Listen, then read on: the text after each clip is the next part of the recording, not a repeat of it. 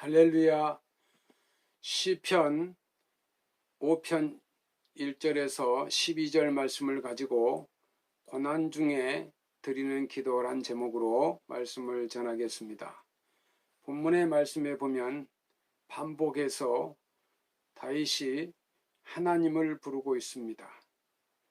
12절에 보면 여호와여 하나님을 부르고 있습니다. 12절밖에 안 되는 짧은 기도 시 가운데 무려 6번이나 하나님을 부르고 있는 것입니다. 이것은 다윗이 마음을 다하고 뜻을 다하고 힘을 다해서 하나님께 집중하고 있다는 것을 말하는 것입니다.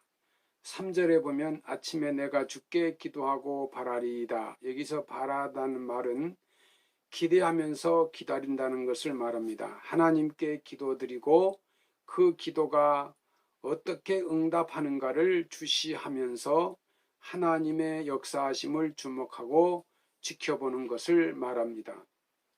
다윗은 당시 자기를 반역한 아들에 대해서 얼마나 분노가 치밀었겠습니까? 그리고 평생을 같이 해온 동지요 자기의 오른편이었던 아히도벨이 아들 편에 서서 자기의 등 뒤에 칼을 꼽는 일을 생각하면 피가 거꾸로 솟는 심정일 것입니다. 본문 그 8절에 10절의 말씀에 보면 다윗은 하나님께 이렇게 기도하고 있습니다. 여호와여 나의 원수들로 말미암아 주의 의로 나를 인도하시고 주의 길을 내 목전에 곱게 하소서. 그들이 입에 신실함이 없고 그들의 입 심정이 심히 악하여 그들의 목구멍은 열린 무덤 같고 그들의 혀로는 아첨하나이다. 하나님이여 그들을 정죄하사 자기 꾀에 빠지게 하시고 그 많은 허물로 말미암아 그들을 쫓아내소서. 그들이 주를 배역함이니이다. 한마디로 이 기도는 하나님께 맡기는 기도입니다. 자기를 반역한 자들에게 대한 처분을 하나님께 맡기는 기도입니다. 자기가 나가야 할 길을 하나님께 맡기는 기도입니다. 실제로 다윗은 이 압살롬의 처분을 하나님께 맡겼습니다. 압살롬을 죽이려고 계략을 짜거나 먼저 싸움을 걸지 않았습니다. 압살롬이 공격에 왔을 때 부하들을 전쟁에 내보내면서도 압살롬을 죽이지 말고 너그러이 대하라고 신신당부를 하였습니다. 다윗의 기도대로 압살롬이 다윗을 공격하기에 전략을 수립하게 됐습니다. 이때 당시 최고의 모사 중의 모사인 아히도벨이 탁월한 계략을 수립했습니다. 그런데 놀랍게도 이 압살롬이 아히도벨이 수립한 계략을 따르지 않고 후세가 제안한 전략을 따랐던 것입니다. 사무엘상 17장 14절에 보면 당시 상황을 이렇게 기록해 놓고 있습니다. 압살롬과 온 이스라엘 사람들이 이르되 아렉 사람 후세의 계략을 아히도벨의 계략보다 낫다 하니 이는 여호와께서 압살롬에게 화를 내리려 하사 아히도벨이 좋은 계략을 물리치라고 명령하였습니다라. 한마디로 하나님께서 다윗의 기도대로 이 싸움에 개입하신 것입니다. 그리고 이 다윗의 기도에 응답하셔서 하나님의 방법으로 압살롬을 벌하신 것입니다. 이 일로 아히도벨은 압살롬이 자기 계략을 따르지 않고 패하게 된 것을 보고 고향으로 돌아갔고 스스로 목을 매서 자살했습니다. 그리고 압살롬도 이 전쟁 도중에 노새를 타고 큰 상수리 나무를 지나가다 목이 걸려서 나무에 달렸고 요압과 그 부하들에게 죽임을 당하게 되었습니다. 다윗은 자기를 배반한 아히도벨과 같은 자들을 자기 자신이 직접 보복하지 않았습니다. 정말 인간적으로 생각해 볼 때 분노의 치를 떨게 만드는 자들이지만 그 복수를 하나님께 맡겼습니다. 자기를 반역하여 왕궁에서 쫓겨나게 만든 아들도 그 벌은 하나님께 맡기고 자기는 끝까지 선대하려 했습니다. 용서할 수 없는 자식이지만 그 처분을 하나님께 맡겼습니다.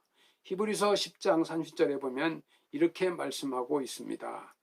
원수 갚는 것이 내게 있으니 내가 갚으리라고 하시고 또다시 주께서 그의 백성을 심판하리라 말씀하신 것을 우리가 아노니, 또 로마서 12장 19절에 말씀해 보면 내 사랑하는 자들아 너희가 친히 원수를 갚지 말고 하나님의 진노하심에 맡기라 기록되었으되 원수 갚는 것이 내게 있으니 내가 갚으리라고 주께서 말씀하시니라.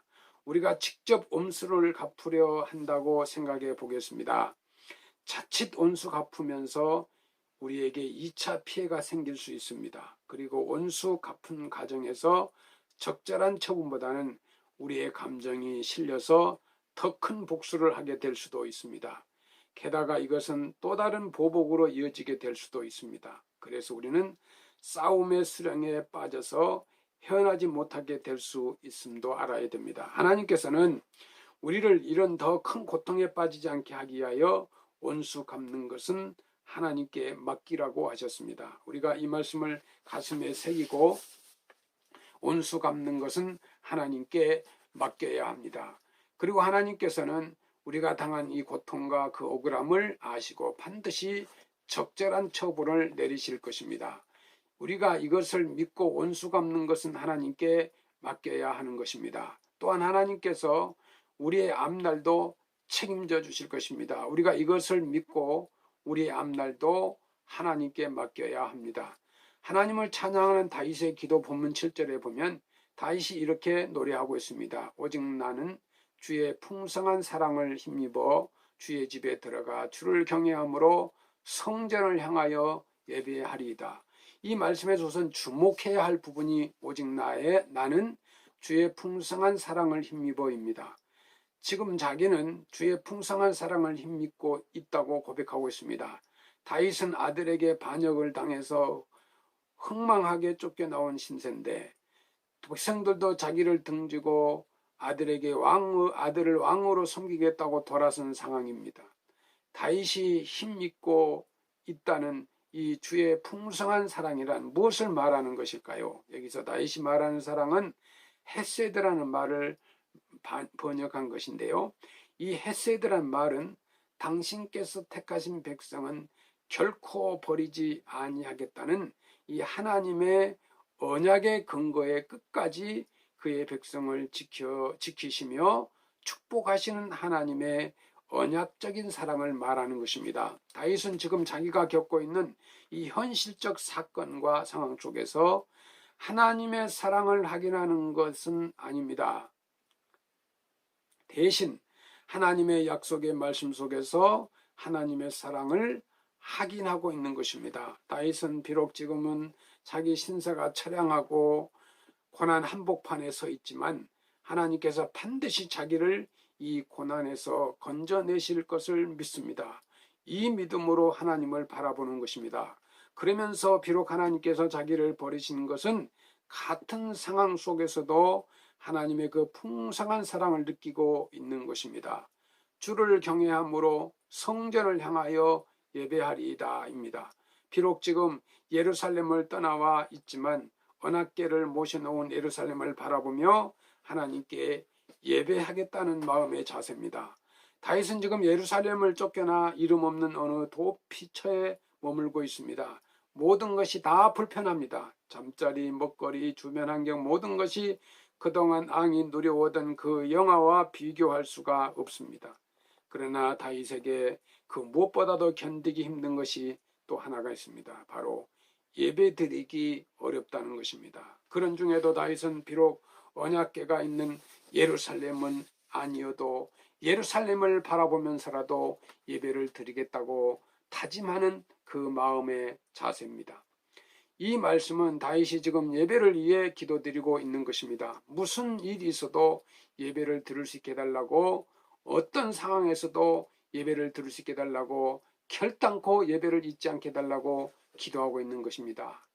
오늘날 한국교회는 코로나 바이러스로 인하여 목회자와 성도들이 예배 드리는데 많은 장애가 되고 있습니다. 우리가 예배를 위해서 기도해야 됩니다. 예배를 드릴 수 없는 날이 오지 않게 해달라고 우리는 기도해야 됩니다.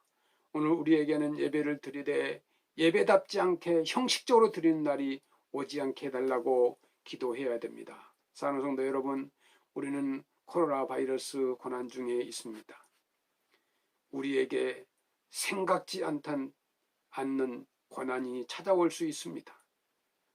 성도 여러분, 고난 중에라도 다윗처럼 기도할 수 있어야 합니다. 하나님께 집중하며 기도해야 합니다. 하나님께 다 맡기며 기도해야 됩니다. 하나님을 찬양하며 기도해야 됩니다. 그 기도가 우리를 고난에서 건져내 주실 것입니다. 하나님은 예배를 제일 중요하게 여기십니다. 예배는 하나님을 경외하는 것입니다. 사람은 예배 중심으로 살아야 됩니다. 사람은 일주일 예배 준비를 하면서 살아야 합니다.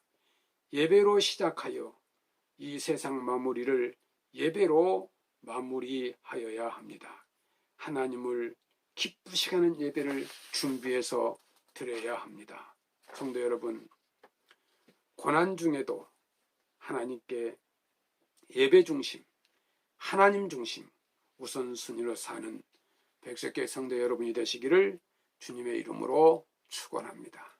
감사합니다.